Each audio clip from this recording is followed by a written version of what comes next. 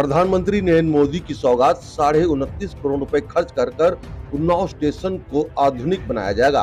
जी हां, उत्तर प्रदेश के उन्नाव स्टेशन को भी आधुनिक सुविधाओं से लैस किया जाएगा। यहां पर लिफ्ट होंगी तथा स्वचालित सीढ़ियां होंगी। इसके अलावा तमाम सुविधाएं होंगी जो एक आधुनिक और बेहतर रेलवे स्टेशन में होती हैं।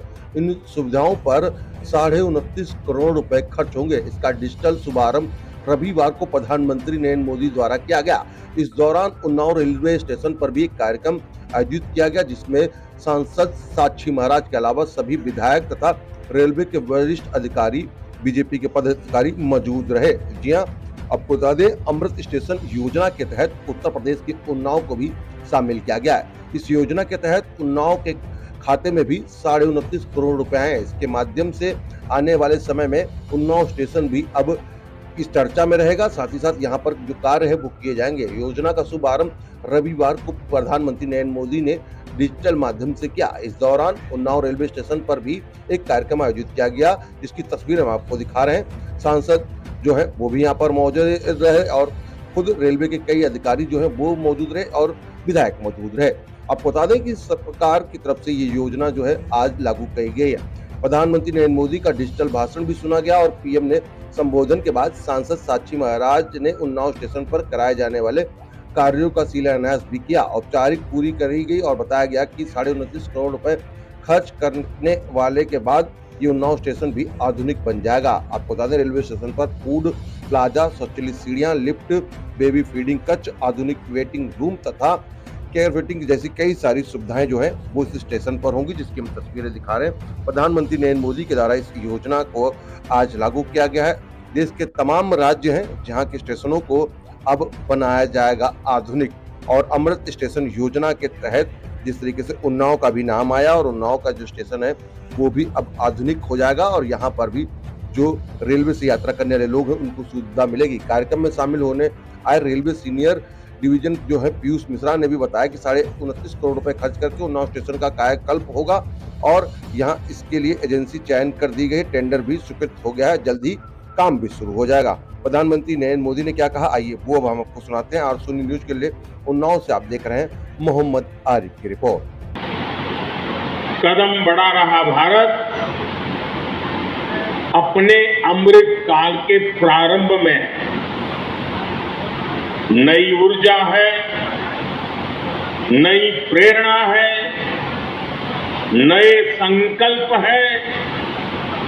इसी आलोक में आज भारतीय रेल के इतिहास में भी एक नए अध्याय की शुरुआत हो रही है। भारत के करीब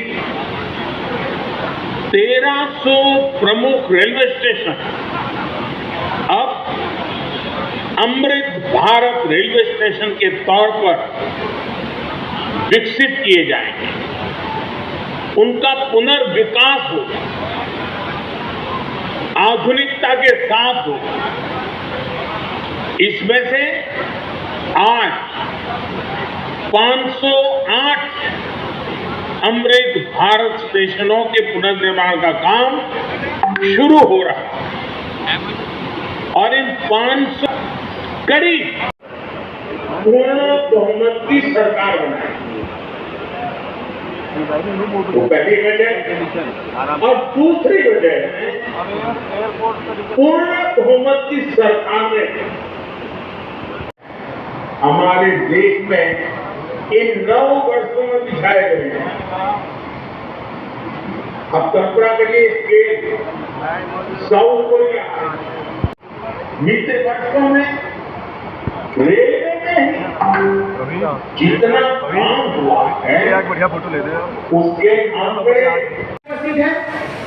मेरा अनुरोध नोडल अधिकारी महोदय से कि वो अवनीश कटियार जी को भी स्मृति चिन्ह भेंट करके हमारे बीच में माननीय विधायक मोहन श्री ब्रजेश रावत जी हैं।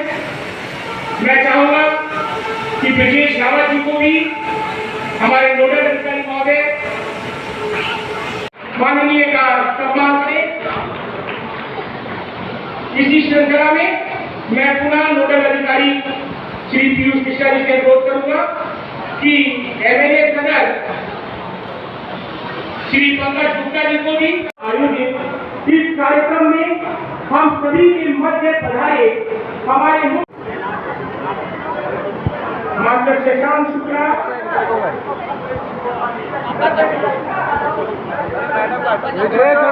आगे पीछे ना हो। मास्टर प्रकाश जी,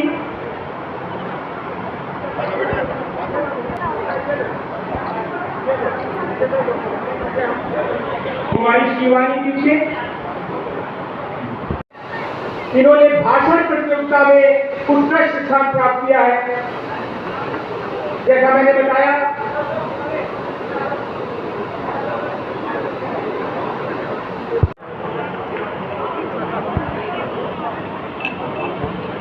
तालियों में गरीबी मत करिए, बच्चों के उत्साहवर्धन दिवस।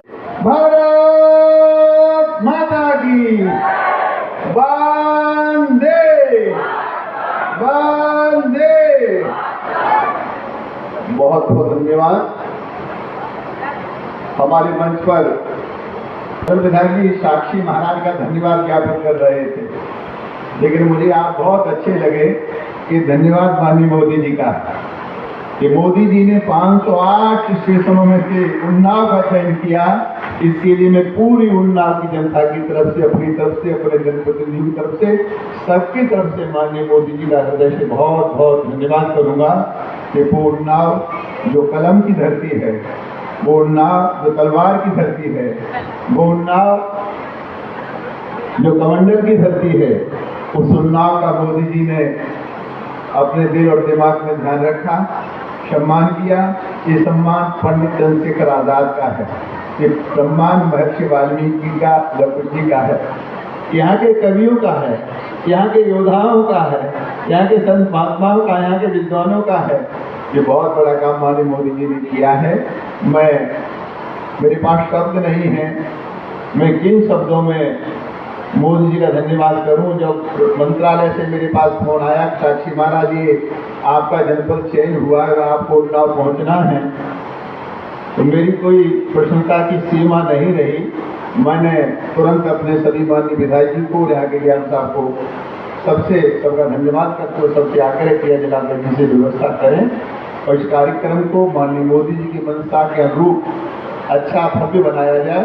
मैं अपने जिलाध्यक्ष जी का और आप सबका हृदय से बहुत बहुत साधुवाद करूंगा कि आपने इस कार्यक्रम की भव्यता को, दिव्यता को प्रदान किया है। माननीय मोदी जी के संदेश को, मेरी राजनीति बहुत लंबी हो गई है, पर मोदी जैसे नेता कभी कभी धरती पर अवतरित हुआ करते हैं। मुझे लगता है इस देश का कल्याण करने के लिए माननीय मोदी देश के प्रधानमंत्री बने। पूरे देश का कन्याकुमारी से कश्मीर तक कायाकल्प, किसी भी प्रदेश को देख लो, वहाँ के गरीब उपेक्षित लोग मोदी जी की आपको प्रशंसा करते हुए मिल जाएंगे। इस कश्मीर को लेकर हजार तरह की बातें होती थी, आज कश्मीर के लोग जितने प्रसन्न हैं उसका बखान नहीं किया जा सकता। तो मैं एक बार फिर विरासत भी और विकास भी, मोदी जी का नया महामंत्र आया है, विरासत भी और विकास भी। तो विरासत को अक्षुण्ण रखते हुए विकास की अनवरत गंगा बहाने वाले मोदी के प्रति में आभार व्यक्त करता हुआ, उन्हें प्रणाम निवेदित करता हुआ और अपने यहाँ की जनता की तरफ से उनका बहुत बहुत धन्यवाद करके शब्दों को विराम देता हूँ। जय हिंद, जय भारत। भारत योजना के तहत उन्नाव को भी शामिल किया गया है। क्या योजना है और कितना खर्च करके यहाँ पे कायाकल्प किया गया?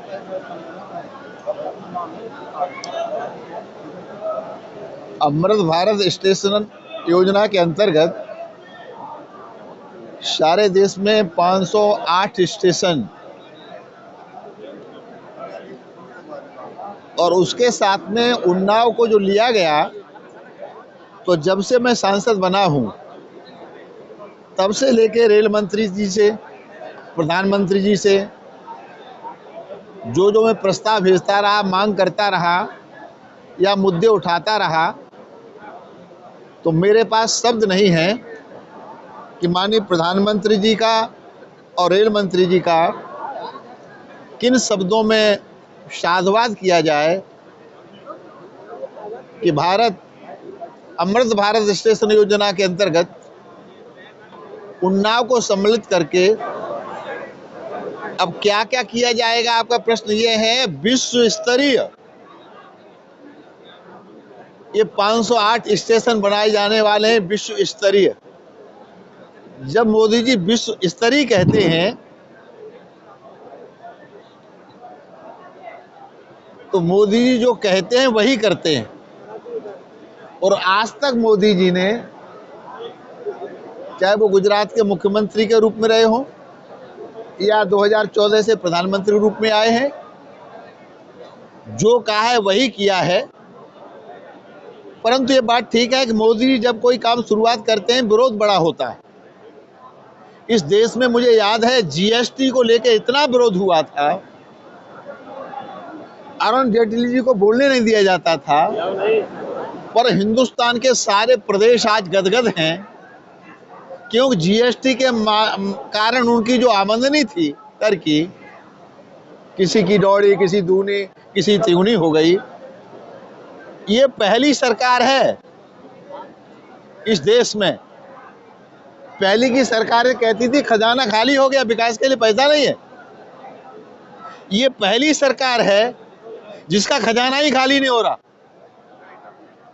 और विरासत भी विकास भी,